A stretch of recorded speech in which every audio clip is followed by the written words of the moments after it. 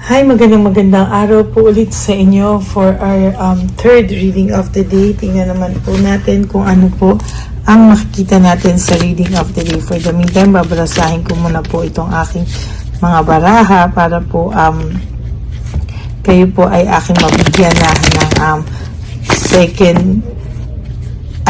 third reading of the day. Kamusta po? Napanood nyo na po ba yung first, second, third, and first reading kanina bago po sana kayo lumagtaw dito sa ating third reading of the day? Gagamit po tayo ng Lover Oracle card para po makita naman po natin kung ano po ang feelings niya right at this very moment, no? Para po makita natin kung saan po siya nanggagaling, no? Ano po ba ang mga reason bakit siya ganyan sa'yo, no? So, pili na po tayo ng 20 cards. 1, 2, 3, 4, 5, 6, 7, 8, 9, 10, 11,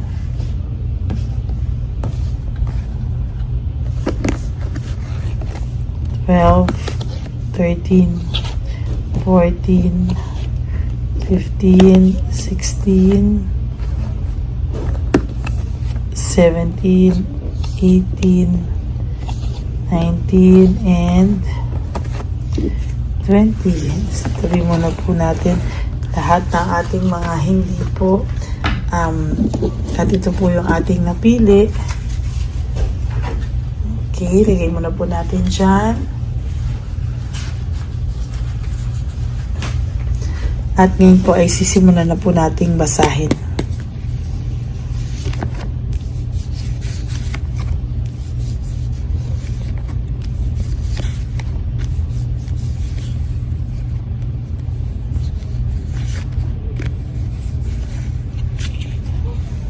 Okay.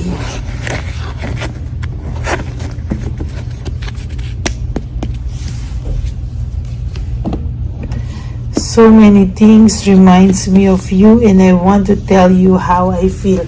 Ang tao pong ito kahit saan po pumunta ay talagang naaalala ka niya. Ang dami niya pong katanungan sa isip niya na gusto niya pong masagot at hindi niya po maintindihan. Marami din po siya sa iyong gustong sabihin ngunit hindi niya po ito masabi-sabi sa iyo at pilit niya pong tinatanggal, pilit niya pong winawaglit sa iyong isipan kung ano po ang kanyang nararamdaman, kung ano po yung true emotions niya behind sa lahat po ng ito, Sabi niya nga din po dito, gusto niya pong sabihin sa iyo lahat ng kanyang nararamdaman, whether good or bad, lahat po ng nangyari ay gusto niya po sanang ipagtapat sa iyo, ngunit siya po ay walang lakas ng loob, Sa tuwing gugustuhin niya pong ikaw ay kausapin, ay inaalala na lang po niya lahat ng magagandang bagay na nagawa mo sa kanya at talagang nagpasaya sa kanya. Kasi kung tutuusin po, ang tao pong ito ay nakakaramdam ng matinding lungkot. Sabi ko nga po kanina sa second reading of the day, talagang nalulungkot po siya at talagang gusto niya pong magsabi sa iyo, gusto niya raw sabihin sa iyo lahat ng nararamdaman niya na ikaw daw ay mahal pa pala niya at nagkamali lang po siya sa pag-iisip na hindi ka na niya kailangan sa buhay niya at hindi ka na niya kailangan pa. Ngayon po kinakain niya na unti-unti ang kanyang mga salita. Hindi niya lang po kayang ipagtapat ito sa mga tao. Talagang itong tao pong ito ay naguguluhan, nagugulumihan at talagang hindi niya po maintindihan kung ano daw po ang gusto niya sa sarili niya, My life is not as together as it seems, Kung inaakala mo daw po na yung buhay niya ay kasing saya ng buhay na inaakala mo na meron siya, nagkakamali ka daw po. Hindi mo daw po alam kung ano ang totoong nangyayari behind this person's back, Kung ano po ang nangyayari sa kanya, sa kanyang personal life ngayon, ay hindi mo daw po gugustuhin, Talagang mayabang lang po ito, kaya panlabas na nyo siya ay nakangiti, siya ay okay na okay, but the truth is hindi po siya okay na talaga pong siya ay malungkot. Sabi niya nga po, I am grateful for the spiritual lessons, no, para po siyang naturuan ng leksyon na yung kanyang mga ginawa po sa kanyang kapwa ay maling-mali po at hindi niya po talaga yan maibabalikan man, ay babawiin na lang daw po niya yan, at talagang sorry po siya sa kanyang naging kasalanan sa'yo. Ay nako, yan po ang nakikita ko talaga at hindi niya po talaga yan maiiwasan. Sabi niya po dito, I hope one day ay mapatawad mo daw siya. I hope that you can forgive me one day. Isa lang po ang sasabihin ko, ayan na naman siya. Gusto na naman niya na mapatawad mo siya, pero hindi naman po siya gumagawa ng any hakbang para talagang siya ay mapatawad mo, no? Talagang nahihirapan po siya.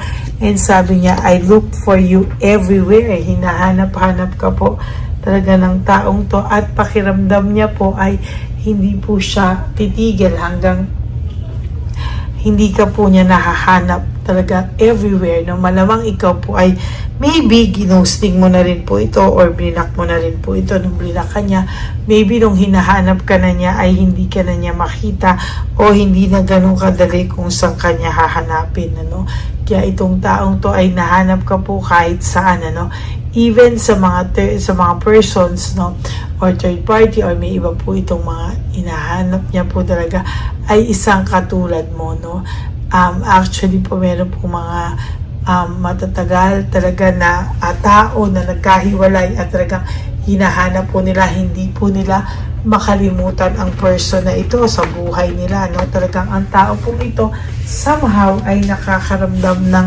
pagkamis, panghihinayang, at talagang sabi ko po sa iyo, ito ang kanyang current feelings sa ngayon, mabigat po talaga, pero pinipilit niya po na itama ang kanyang mga kasalanan. Pinipilit niya po talaga na siya po ay mawala talaga ng kalokohan sa buhay, kasi alam niya po na yung mga kalokohan niya po sa buhay ay tipong hindi niya po yan talaga mababago, pero pwede niya po yang tanggalin unti-unti at baguhin talaga unti-unti. Sabi niya nga po, kasalanan niya lahat pero ikaw lahat ang binintang niya, There's always a false accusation. Talagang maling-mali po ang mga ginawa niya sa iyong paghuhusga, pag-accuse, at talagang sabi ko po sa inyo, itong person na to ay mahihirapan sa mga susunod na araw. Bakit? Kasi po, makikita niya po na sa ginawa niya po yan sa iyo ay babalik at babalik din po yan sa kanya nang hindi niya po alam. And sabi niya po, I can't stop thinking about you. Hindi ka po niya mapigilang isipin at isipin at isipin ng isipin ng isipin. Talaga pong with or without yung mga alaala nyo na pumapasok sa isipan niya, naiisip ka po niya even sa mga smallest things, Wow, sabi niya, we will be together again. Hindi po siya papayag na matapos lang po kayo ng ganyan-ganyan lang, Kaya ang gusto niya po ay talagang magkausap kayo at magkaintindihan po kayo. Sabi niya, you were the best thing in my life, itong taong to ay naniniwala na ikaw po ang magandang nangyari sa buhay niya at hindi po siya titigil hanggang hindi niya po alam kung ano po ang kanyang gagawin, I know that I crossed the line with you. Alam na alam niya po na nasaktan ka po sa lahat ng nangyari sa kanya, at alam niya po na kahit na sinaktan ka niya, naaawa ka pa rin sa kanya. Kaya nga sabi niya, ano ba namang klase itong magmahal, hindi mo po siya wini-wish yung iba sa inyo. Hindi talaga siya winish na karma, at winish po siya na kahit hindi na daw po sila yung mahalin mo, ay sana daw ay sumaya ka, pero syempre po kung kaya naman ng person yung bumalik, at talagang ayusin ang mga dapat ayusin, mas maganda po, kasi talagang sa nakikita ko ay talagang pilit na pilit po naman itong person mo, ikaw gusto niya po talagang maramdaman ulit yung mga pag-aalaga mo, pag-aasikaso mo na hindi niya na po naramdaman ng una. Akala niya po talaga, sabi sa inyo, ang akala niya po talaga ay siya po talaga ay malungkot dahil sa iyo, no? Talagang nawala ka po sa sirkulasyon. Pero sabi niya, kahit nawala ka sa sirkulasyon, talagang mahal na mahal ka pa rin po nito, no? Nawala po yung talaga, yung presensya mo sa buhay niya ay talagang nawala, at talagang sa nakikita ko, siya po ay nalulungkot talaga ng sobra sa ngayon, ano? Getting by lang po ang buhay nito, meaning hinahayaan niya lang pong sige, maging maayos lahat, no? Praktikalan na lang dahil kayo, for some of you may mga anak kayo, for some of you meron kayong mga ang pinoproteksyon ng mga bagay galing sa inyong ex, no? Natatakot po siyang kontakin ka. Takot naman po pala ito sa iyo, no? Kaya talagang sabi ko, totoo yung pagmamahal niya sa iyo kasi takot po siya sa iyo, no? Yan po yung nakikita ko na talagang takot na takot po siya sa iyo. Anything na mangyari, talagang natatakot sa iyo itong taong ito, no? Hindi niya po malaman, pero talagang sa nakikita ko po ay siya po ay talagang gusto niya po talagang humingi ng kapatawaran sa iyo, no, para po lumuwag ang kanyang pakiramdam, kasi hanggang hindi po siya talaga nakakahingi ng sorry from his or her heart, yung sincere po, hindi yung sorry, hindi yung gano'n na, yung talagang sincere po, no, ay hindi po ito matatapos, ganyan at ganyan po ang mararamdaman niya. Sabi niya po yung timing pakiramdam niya ay hindi pa tama para sa inyong dalawa, no. Kaya sa totoo lang po, naghahanap po ito ng tiyempo or tiyempo po ito para talagang sabi sa'yo, bago ka punto gawa ng paraan, pabalikin or puntahan sa inyo, kausapin. Siya po ay naghahanap ng tamang timing. Kasi alam niya po na hindi ganun kadali. Sabi niya, I mess up everything, no? Siya daw po ang nag-mess up ng lahat ng katotohanan ng masasayang samahan nyo. At yan po ang dahilan kung bakit hanggang gabi sometimes I stay awake thinking about you, no? Ay hindi niya po talaga maalis sa isipan niya yung nangyari po sa inyong dalawa, na parang napasama kayo sa isa't isa at pinagpiestahan kayo ng bayan. I wonder if you're happy without me. Iniisip niya po kung ikaw daw po ba ay masaya, talagang totoong masaya ka daw ba na wala siya sa buhay mo, o ikaw daw ba ay nagsasaya-sayahan lang para saktan siya o mag-move on sa buhay mo, pero sa totoo lang daw po ay wala na po magmamahal daw sa iyo na katulad niya, no? Talagang ang malakas ang loob nitong taong to, no? Sinasabi niya na walang makakahanap at makakapalit sa pwesto niya sa iyo. Pero sabi ko nga po, no, huwag kayong mag-alala, because there will come a time na may darating sa iyo para sa iyo, kung hindi man itong taong to, at kung mag-pride man siya, ay magsisisi po siya bandang huli. Sabi niya, I wish I could take back my words, no? Bakit ngayon lang? Napakatagal na. After ilang taon, tsaka mo lang babaguhin o kukuhanin yung iyong mga words, no? Kaya po, sabi ko po sa iyo talaga, no, ay malulungkot at malulungkot ka po sa mga susunod na panahon, dahil po energy na po niya yan at hindi mo na po yan energy. Once po talaga, no, once po na ito po ay inyong maramdaman, isipin niyo po na kayo ay iniisip ng person niyo at hindi mo po yan energy.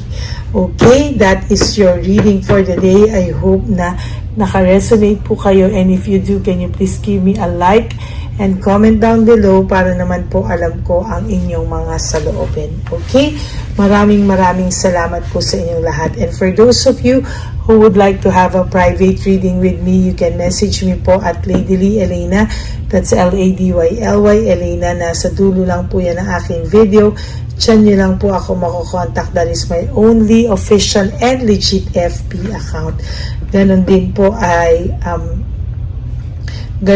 po ay aking pong nilabas ang fake account ng Lady Elena, na kung saan po ay talagang nilabas ko po yan para updated kayo at alam nyo at aware kayo na yan po ay nanghahack ng account.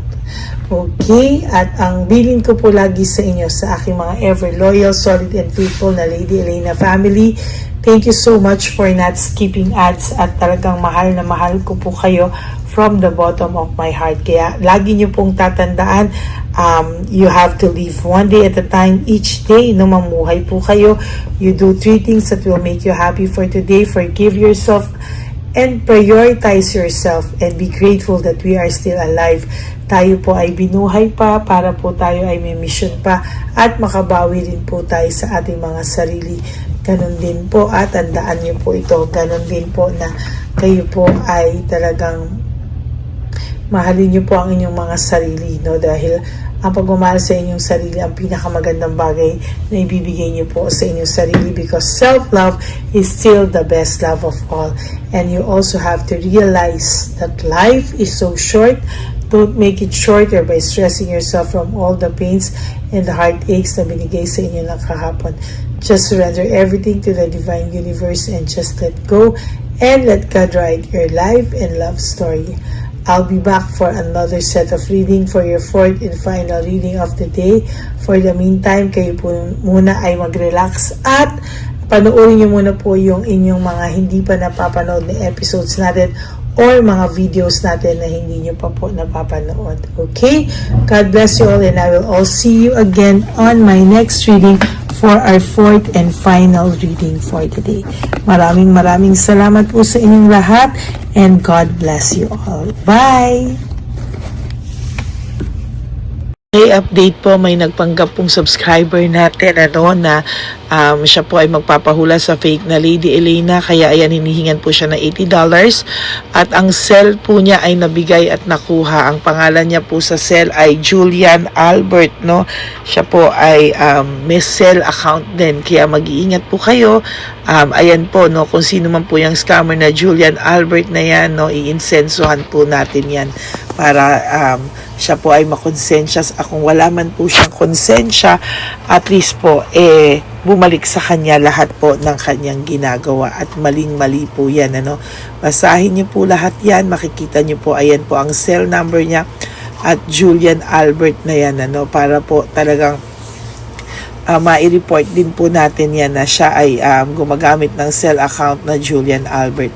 Mag-ingat po kayo. Ayan po yung number niya, ayan po yung pangalan niya. Huwag po kayong magpauto. Nakita nyo naman po, no, napakalayo po ng pangalan ko sa pangalan ng pinagsesendan nyo po ng account o ng pera. Kaya mag-ingat po kayo at beware sa scammer na to. At talagang ayan po, pinost ko po ang kanyang pangalan dito para maging babala po sa inyong lahat. Maraming salamat po. At mag-ingat po kayo, paki-report po ang page na yan, ang messenger niya na Lady Elena. Maraming salamat po, and God bless you all. Ayan, sa susunod po makikita niyo yung account niya na i-report niyo. Salamat po na marami. Magandang gabi po ulit sa inyong lahat. Ako po ay muling nagpapaalala sa inyo na mayroon pong lumalabas sa FB at Messenger account na fake account po, no, nang hihingi po ng $25 through PayPal, at hindi po yan totoo. Huwag po kayong maniwala dyan. At pag sinabi mo po na gusto ko po marinig ang boses nyo or makita kayo, ang sasabihin po ay magbibigay kami ng link, buksan mo yan, at pagkatapos ay makikita mo ako. Huwag po kayong maniniwala dahil yan po ay hindi totoo. Yan po ay isang malaking scam na pag binuksan nyo po ay mahahack po lahat sa inyo. Mahahack po ang inyong mga personal details. Lahat ay mahahack. Ako po ay nalulungkot na ito po ay nangyari, ngunit sa talagang may mga tao pong masasama at may mga tao po talagang hindi makatiis na hindi gumawa ng masama sa ibang tao. Pero maging aware po sana kayo. Tulungan nyo po ako. I-report po natin yung fake na yan at sa FB para siya po ay mawala na at wala na po siyang mabiktima pa, no? Nandyan po lahat ng details at maraming salamat po sa inyong lahat. Maraming salamat po sa inyong lahat at mag-iingat po kayo.